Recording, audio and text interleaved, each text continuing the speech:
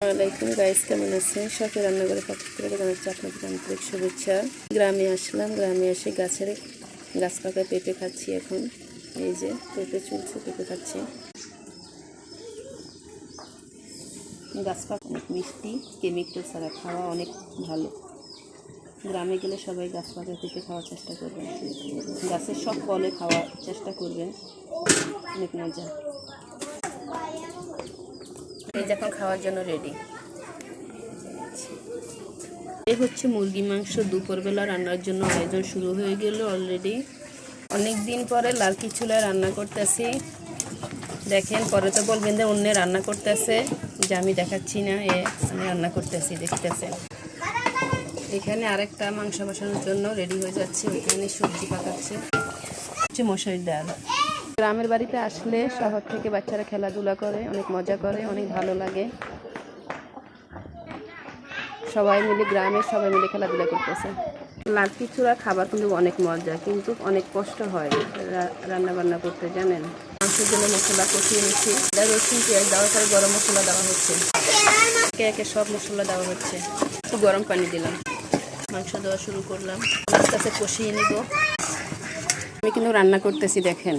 এই যে আমি রান্না, বড় বোনের বাসায় আসলে শুধু খাইলে তো হবে না, একটু সময়ও দিতে হবে, হাতে হাতে কাজ করতে হয়। অনেক মানুষের রান্না বান্না না, হাতে হাতে কাজ করতে হয়, বুঝছেন। দীর্ঘ 1.5 বছর পরে লার্কি চুলায় হাত দিলাম, কেমন হবে আল্লাহ ভালো জানে। কাজ করতেছি, দেখেন। আমি গরুকে খাবার দিয়ে যাচ্ছি। খেয়ে নে। মাশাআল্লাহ, গরুটা অনেক সুন্দর। এটা আমার আপা পালে। শহর থেকে সবাই আসি, একসাথে হইলে বাতের পাতিটা আরো বড় লাগে, তাই না? মুরগির নিউ রেসিপি, মাসকলির ডাইলের গুঁড়া দিয়ে পাক করতেছে। হচ্ছে মুরগি মাংস, হচ্ছে গরুর মাংস, সবজি, মসুর ডাল, হচ্ছে শাক, হচ্ছে ভর্তা। তবে আস্তে আস্তে দিব।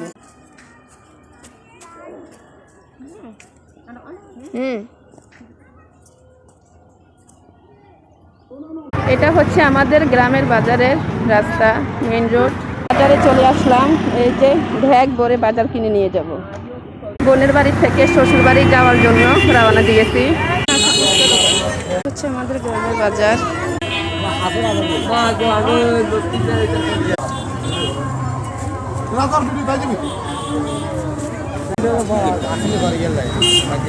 গ্রামের মেলা, মেলার অবস্থা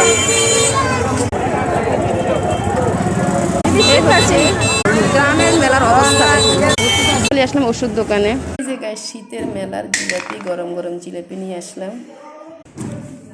এই হচ্ছে আজকে